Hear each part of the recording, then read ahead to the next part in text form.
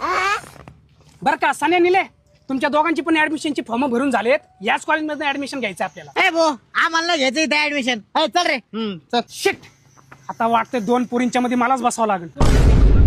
होय होय काय म्हणलं तू आता?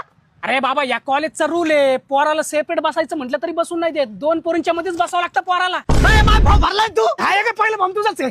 असला कुठं रूल असतो का 2 पोरींच्या मध्ये पोरग? अरे सान्या, या कॉलेजमध्ये एका पोराला सेपरेट स्टडी पण करू नाही देत. स्टडी करायचं म्हटल्यावर पोरा पोरींना मिळून ग्रुप स्टडीज करावा लागतो. पेन दाखव. कुठं सही करायची? ए बाबा थांब ना जरा. रूल असतो का असला कुठं ग्रुप स्टडी पोरी पोरीच? अरे सान्या, या कॉलेजमध्ये एक पण सर नाही आपल्याला शिकवायला. मग? अरे जेवढे पण शिकवायले ते मॅडमच आहेत.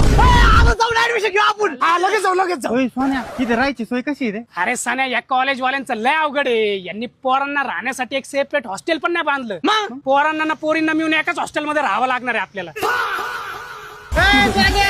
लवकर ऍडमिशन फुल होते. आलो, एकच मिनिट.